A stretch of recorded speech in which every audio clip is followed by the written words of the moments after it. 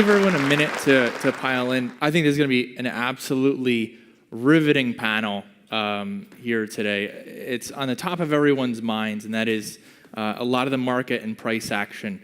Without further delay, though, I want to invite everyone up, and let's start with Anu Bardwaj. She's here with us today, leader of Women Investing in Women, and also Crypto Queens. Well, I'll join you over here, Anu. Let me give you a seat here. Have a seat. Million followers on Facebook. Wonderful individual. Also with us is Daniel Schwarzkopf. He's the founder of Invictus Capital. It's a $100 million cryptocurrency index fund. Daniel, thanks for having us. Thanks for being with us, and have a seat next to Anu. Next to Anu. No. Oh, okay.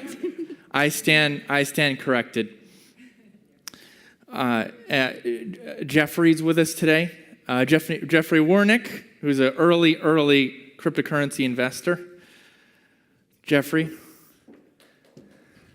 thanks so much for joining us. We're excited to have you as well. And last but not least, Tim Enneking is with us as well. Short-long hedge fund manager, very active in the crypto space. Again, riveting conversation is headed our way. I'll be taking the seat at the end. I am going to leave on this one about 10 minutes or so for questions and a Q&A. Why? Because I know a lot of you already have questions for the panelists before we even start. And then just remind me of a few gifts for you towards the end. So let's just dive right in. Tim, we were talking right before this panel. I do want to start with you just because you have the broadest view right now. Your index fund has 30 tickers in it. You're on both sides of the equation. What I mean by that is long, short. We've seen a massacre on one end of a lot of these ICOs, especially those that raised last year. Some are down 99%, some out entirely. In contrast, you could easily argue BTC is still up a few 100%. What on earth is going on in this market? Can you unpack it for us? Let me clarify a few things. We have 5 share classes. One, our smallest, is actually an index. The ones that do the long short are the others. And I don't know if any of you guys are watching this, but I'm looking at 15-minute candles. And half an hour ago, we got a gap down. I haven't seen a gap up or down in BTC in ages on 3-minute candles. And we just for people who aren't familiar with the technical definition, just explain that. What it means, a candle measures the movement of in this case, a cryptocurrency or a crypto asset, as I prefer, what it's done in 15 minutes. And then at the end of that 15-minute period, another candle starts, as they're called. It's just a vertical line. And occasionally what happens when you have low volume as a general rule, you see this a lot in low volume ICOs, is that where during one 50-minute period by coincidence it ends here, and the next 50-minute period will start here. So there'll be a gap down, there will be no regular trading, or a gap up, depending on what's happening in the markets. And you can find that till, including today, I'm sure. You can find that in certain low-volume cryptocurrencies because there aren't any trades. So we may close out at 40 cents here and we'll pick up at 38 cents here, or vice versa. In something like Bitcoin, which has massive volume, you virtually never see that. You can go to 1-minute candles. I actually checked this last week to explain some of these things to one of my colleagues. And there were no gaps in the 1-minute candles. So there are so many transactions that one candle ended here, the next one started there. Whether it was up or down, it didn't matter. It was adjacent. When you have a gap down, that means you have a massive price movement where the movements are so fast that between the second one candle ends and the second the other candle begins, there's a gap. And it's huge because if you have, say, a stop order or any kind of order in that gap, it's not going to hit, or it's going to hit too late and too low. Tim, gaps are bad, it sounds like, for those who are long. And just to be clear, you run a long-short hedge fund, and you're net short right now in this market. Is Massively. That right? Massively. Okay, let's turn next to you, Daniel. You run an index fund, $100 million in it, and we could talk about the tokenization of that, but your fund is net long, isn't that right? Right, it's generally for people who believe in the long-term future of cryptocurrency, but obviously with the benefits of diversification over and above, picking any single winner. So what are you seeing in this market? How do you explain the price action that we've seen so far this year? how do we explain it, as a mass sell-off. And that is, in your view, the end. No, absolutely not. I think everybody's still very bullish, and there's been general good news all around so far this year. I think it's just a good correction. I mean, if you look year on year, we're still up, especially for Bitcoin. Okay, so it matters on our perspective if we're looking over a long enough time period. As you should be if you're investing for the long term with an index fund. You should definitely not be looking at 3 months or monthly performance. Or year to date in this case. Yeah. Anu, one thing you told me earlier, so Anu has invested in a number of cryptocurrencies in the past. You told me you sold everything except for Bitcoin in particular. Can you explain, why you would do that?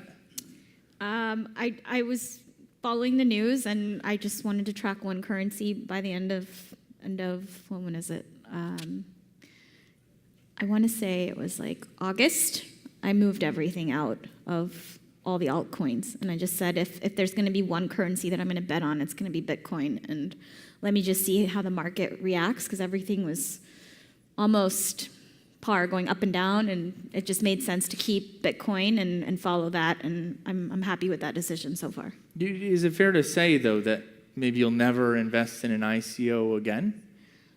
Not really, because there's one that I'm looking at right now and potentially going to invest in. It's a couple of them, actually. Okay, so you're in this market. We can unpack that some more. Yeah. Let's turn to you, Jeff. Jeff, early miner and investor in Bitcoin. Let's start at a really high level like we have with the rest of the panelists. What's going on in this market? Can you rationalize it? Which market are you referring to? The shitcoin market or Bitcoin? Well, we'll couple them together for now. Broadly, what we're looking at is that's a mistake to couple cryptocurrency. them together, I think, is part of the mistake. Any defense you might have of being a Bitcoin maximalist, I'm sure I could refute. So I mean, we could get into that, but I don't think that's the point of the discussion. Well, Jeff, let's go back to your answer. Fair enough if you want to distinguish the two. I think one is my investment in Bitcoin is philosophical. It's about monetary sovereignty. Okay, so that's what the bet represents to me, is monetary sovereignty. And so before I owned Bitcoin, I owned gold. I have multiple gold mines I own, so I'm a big believer in monetary sovereignty. I think the financial system is fraudulent, and so my bet is very philosophical in nature. And I think that I think the economic system is basically driven by crony capitalism. So I'm against crony capitalism, and I'm for the sovereign individual. And the only way to be a sovereign individual is through monetary sovereignty. So my ownership of Bitcoin is an expression of my desire for monetary sovereignty. So I've never sold a Bitcoin. So from the perspective of everybody else on the panel, and that's not to make a value judgment about it, I'm just making a statement about myself, is I hold Bitcoin because that for me is my own expression of monetary sovereignty. So do I think that Bitcoin in the imminent future will be a global currency? No, I don't. But little by little, we're starting to see government fiat paper, implode. So we see problems in Turkey, in Brazil, Argentina, Venezuela. So little by little, we're starting to see, and every fiat money regime has eventually collapsed. Jeff, doesn't that build a bullish, bullish case? My perspective, Yeah. and again, it's not for, I don't want to forecast the price next 6 months or I don't take in investors. I don't have a fund. It's just my money. I don't have to worry about what my performance is quarter to quarter. I'm making a philosophical bet.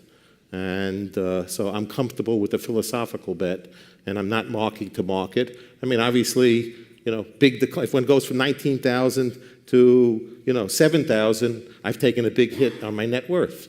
And I'm fine with that. So I thought it was overvalued at 19,000, and I told my friends, if you're trading it, get out. But I didn't get out. I stayed in because I'm in for a very, very different reason. Oh, no. Mm-hmm. So I believe my conviction that little by little, more fiat paper systems, which, if somebody used the term anti-fragile before, the financial system is very fragile. It sounds like you're bullish on Bitcoin prices. Long term. Long term. Yeah, I know. What does I'm that- not what does that worried. say I'm not for- thinking about month to month and quarter to quarter. What does that say for other cryptocurrencies, though, including others that I Well, I don't view them as cryptocurrencies, so I don't know. I think it's a misnomer. I don't know why it's referred to as cryptocurrency. One is the definition of currency and money.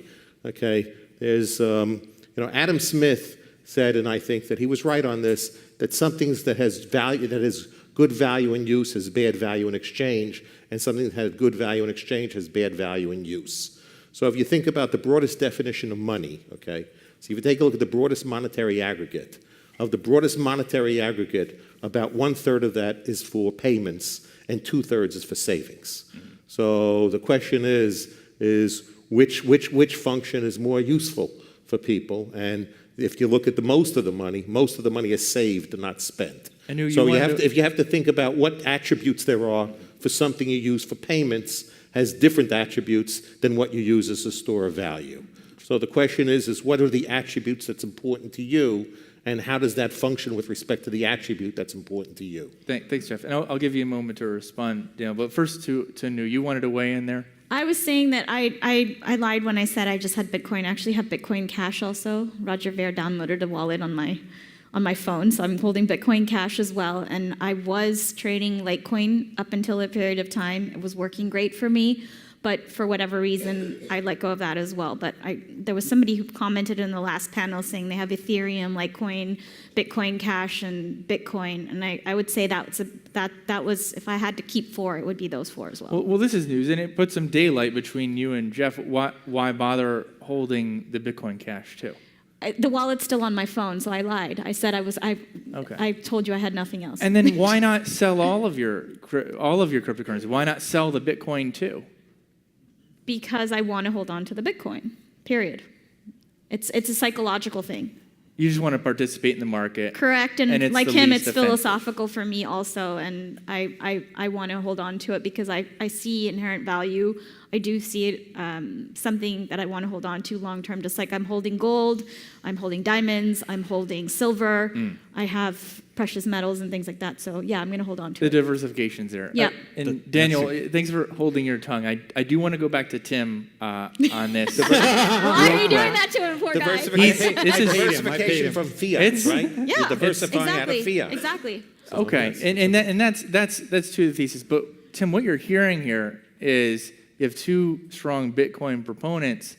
With everything else cratering, it's looking a little perchy. I'm going to hire him to handle my altcoins next. I just didn't want to do it myself. We'll get to Daniel. Don't worry. He'll get to dominate this for a bit, I promise. But Tim, on that question, I can repeat it. You're hearing from 2 kind of serious Bitcoin bulls here. At least that's where the limitations are for the most part. Is it sounding a bit perchy? Where that's the remaining crypto that's still maybe inflated? I view crypto assets as an asset class, an asset class that one should manage and invest in. I'm not a libertarian. I'm not a hard money person, although I almost set up a hard money fund once with Bitcoin, gold, and silver in it, but Bitcoin so dominated it was pointless. So I look at this as an asset class. I want to make money, which I am measuring in fiat, and I understand there might be a Luddite aspect to that, but as long as I'm paying my credit cards in USD, I want to make my money in USD. So as I mentioned, we're massively short a whole range of cryptocurrencies right now. Today has been an absolutely spectacular day for us. And when we feel that we've reached the bottom, we're going to flip and we're go long. In terms of ICOs and in terms of so-called altcoins, I mean, look, it's quite easy to look at them. In the VC space, 90% of startups are failures. In the crypto space, ICOs, 90% of them are going to fail too. Because there's so much junk in them because of various regulatory and other aspects, probably you can say 50% of them are crap to begin with. So it's 90% of the other 50%. So I think a fairly good number is probably 5% of ICOs will survive. That doesn't mean you can't make money on the other 95% or most of the other 95% or some of the other 95% by buying as we do in pre-ICOs and selling at some point in time. And we've actually sold all of our ICO positions now because we saw the bear market coming. We're going to invest in some of them, hopefully the 5% that'll survive, again in the future. But the idea is this is an investment class. So all of the rules and principles of investing, which are fiat rules and have been around for decades, they all apply in full to the crypto space. 100%. You have to be a little flexible, you have to be fast, you have to stay up a lot of times, and you have to do what I'm doing, is look on your phone while you're in the middle of a panel, because I got my traders saying, go more, go short longer, or stuff, or go short more, I should say. But you have to make those accommodations to the space. The fundamental investment principles are identical. Tim's trying to make money during our panel. Daniel, No, I'm not trying. I am. I actually have. Thanks for the correction. No, I appreciate that. Daniel, you've held your tongue. Thanks for your patience on this. If anything, actually, one answer to when you don't know what to pick is diversification, and that's exactly what your fund does. I do want to give you a chance, though, to respond to kind of the litany of the issues that have come up already. Sure. A couple of interesting points. I heard diversification, from fiat. I'm just curious as to why everyone is so against diversification within the crypto asset class then, and just focusing on Bitcoin. The second point would be, we have identified the first commodity metal currency, gold or form of savings. Why did we ever, look at silver once we had gold? Silver. Absolutely, but exactly, you've got gold and silver. Yeah. We got Bitcoin, and why are we just focusing on Bitcoin as the be-all and end-all when the transaction fees around January were more than the average monthly salary in most of Africa? It's difficult to imagine that, something that's the first motor vehicle might not have been as fast as, the first horse. Or, in comparison, a horse might still have been a better form of transport, but we didn't stop developing the car at that point. Just because an ICO or an alternative coin isn't the most perfect thing just out of the box, it doesn't mean we're going to stop, innovating. We need to continue innovating. And especially with regards to, there's alternative currencies. I think it's a silly position to have to focus on, a single currency, the first currency, as the ultimate. I think there should be, people should have an open mind and be willing to, look at alternatives for, what they are. There's no possible way that we can integrate all the other features of the altcoins into Bitcoin, because it's meant to be a lightweight, fast protocols with the balance of features being towards, security, decentralization. And there's not even consensus within Bitcoin's own community. If you look at Bitcoin and Bitcoin Cash and the 1,000 other Bitcoin forks, so there's definitely no way that all of those features will be integrated by consensus. And so one thing I want you to clarify with the $100 million, clearly it's a successful fund, certainly at least raising the money, and to be clear, of course, the fund, because it holds the top 20 cryptocurrencies, it holds Bitcoin, right? And that's that weighting, you told me was changed weekly, is that right? Well, the weighting doesn't, the weighting changes, obviously. We rebalance weekly, yes. We performed all the back tests monthly, lags the market significantly, and daily obviously has significant costs and operational complexity. Yeah, and so your argument broadly is on diversification. It sounds like the investors vote with their feet, at least in part. I do want to set the technology, though, aside for a moment. We can come back to that. I do want to go to your analogy, though, between gold and then silver, for example. There's still a question, and I think those others on the panel would raise this, of whether there is quite a silver, because only Bitcoin is the one that's cleanly decentralized. Is your argument that Ether is decentralized sufficiently to warrant considering it as a commodity, for example, and trade in a way that Bitcoin would trade? Is that your argument?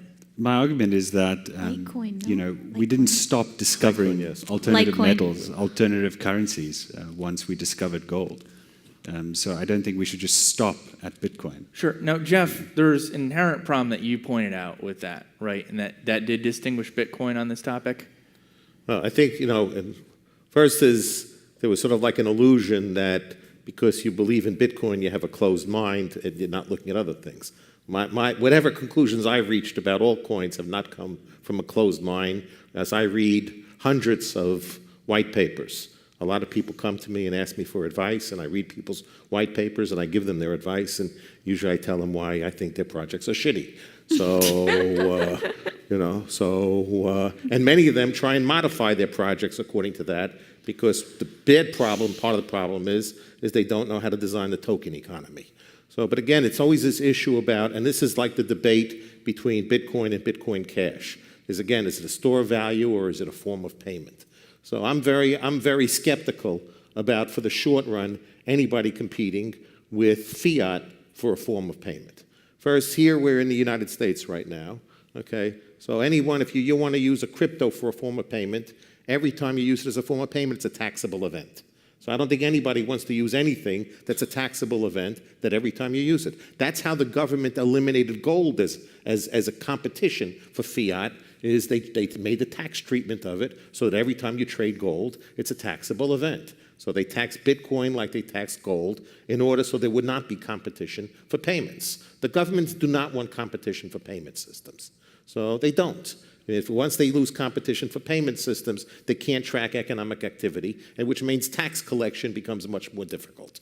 So the fact that any crypto will ever expand into the payment system, I think it will in countries that implode. In countries that implode, where the government can no longer loses the power to enforce itself, that's where alternative currencies will emerge, and where governments can have force and people are intimidated by the force of governments, then nothing will compete against government-issued tender for payments, because the government will kill anything that attempts to compete with it as a payment. And what about so if that's they the don't reason have why currency? I'm very skeptical. What happens if they don't have currency to begin with? If who doesn't have currency? Like Zimbabwe or those are opportunities. Myanmar. Where a government has no ability to enforce itself, Correct. Then natural currencies will evolve Correct. organically. Right. Where Those governments are in this can case, enforce though. themselves, Yeah. you're not going to compete with government money. Let's as long as carve government that. enforce themselves. Carve that as an exception. That's why I focus on the store Okay. value argument. Okay, and that's why I focus on the monetary sovereignty. I'm not going to be a sovereign individual by how I pay money, by how I make payments. What I'll be a sovereign individual is how I use for my savings.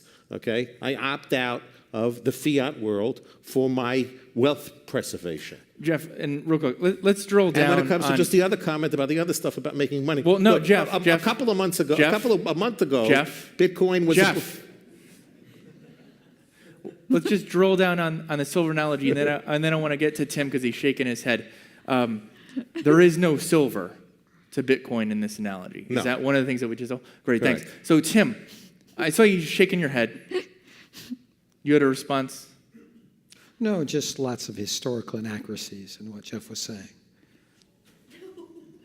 Elaborate, please. Look, on August 15th, 1971, Richard Nixon completed what Franklin Delano Roosevelt started in 1932. He completed taking the U.S. off the gold standard. The process was started by Franklin Delano Roosevelt. It had nothing to do with taxation or anything else, nor is Bitcoin taxable when you pay with it. It's taxable when you realize any value and realize a capital gain if you have any capital gains. That's my point. If you no, pay, if no you're paying capital it, gains, if Jeff. you're using it as a form Jeff, of payment. I didn't interrupt you. Please don't interrupt me. So if you just purchased it and you use it to buy something else, you have no capital gains. So you have no taxable event. Yes. Anyway, Franklin Delano Roosevelt actually made the ownership of gold in the United States illegal. It was never used as a payment here, but until 1932, the rule in the United States was, and you could see this on Federal Reserve notes, you could actually go into a Federal Reserve bank and get gold against your notes because the US dollar was gold backed. Even then, in 1932, it wasn't 100% gold backed, but no one was really paying that much attention to it. It was, to a significant degree, gold backed. And what happened between 1932 and 1971 is the percentage of the US dollar that was backed by gold was progressively reduced by executive order. And in August 1571, that backing was completely broken. So Bretton Woods, the 1946 agreement in New Hampshire after World War II that established fixed exchange rates, it collapsed at that point in time, and there are a lot of hard money advocates that were panicking, and at that point in time, exchange rates began to float, and then you also had a lot of other currencies that came out. So I understand hard money guys. Like I said, I actually thought about, at the request of hard money guys, creating a fund that had gold, silver, and Bitcoin in it. I understand the logic. I understand its appeal. I don't personally agree with it, but it's got a right to exist.